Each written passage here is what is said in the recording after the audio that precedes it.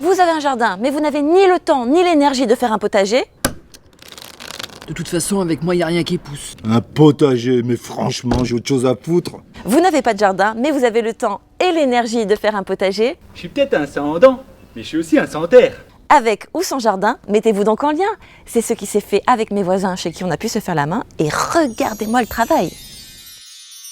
J'aurais jamais pu me lancer toute seule car un potager demande une présence régulière et parfois même quotidienne. On s'est donc alliés à plusieurs pour se relayer ou se compléter.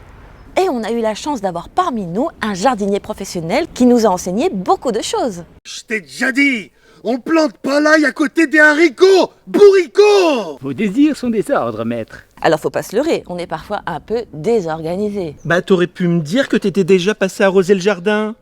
Bah oui. Et t'aurais pas vu mon autre gant? Dans mon coin?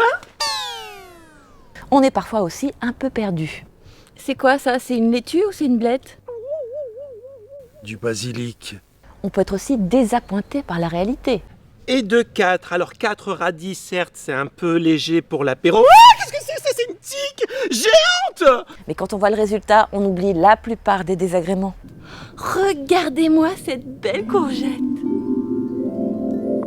Nous, on n'a pas eu recours à ça, mais j'ai vu qu'il existait plusieurs sites qui mettent en lien les propriétaires de jardins et les cutéreux en herbe comme nous qui n'en ont pas. Par exemple, plantersonvoisin.com, planterchez-nous.com, jepartagemonjardin.fr, prêtersonjardin.com, lepotiron.fr et j'en passe. Mais vous n'aurez peut-être pas besoin de ça. Parlez-en directement avec votre voisinage et peut-être que l'union des énergies se fera de manière fluide. Que ce soit pour la détente ou pour contribuer à l'autonomie alimentaire, travailler la terre, surtout avec des alliés, est vraiment bénéfique.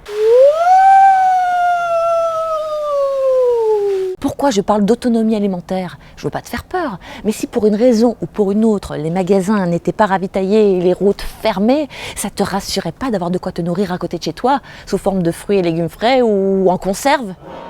Bah si. En tout cas, moi oui. Demande d'ailleurs à ton maire le dit crime. Crime.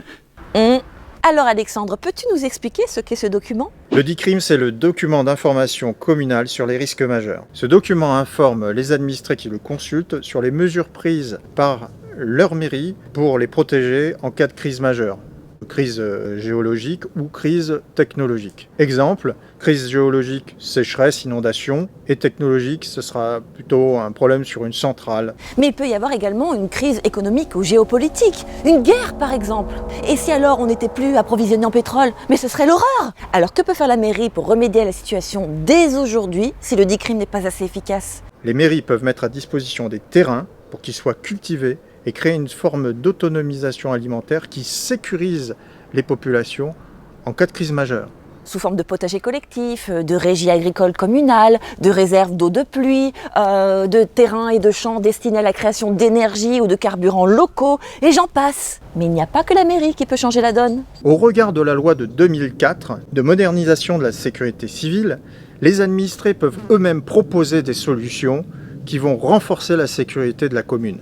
Si tu sais produire ou conserver de la nourriture, tu peux demander à être inscrit sur le DICRIM pour secourir les autres en cas de problème. Vous voyez, il n'y a pas de quoi se laisser aller au pessimisme ou à la terreur anticipée. Soyons dans la prévention plutôt que dans la réaction. Partageons, cultivons, respectons la terre et tout ira bien. On a besoin de vous, on veut changer le monde. On a besoin de fronde, de graines et de cailloux. On a besoin de fous qui pensent que ça ne tourne pas rond. On a besoin d'amour pour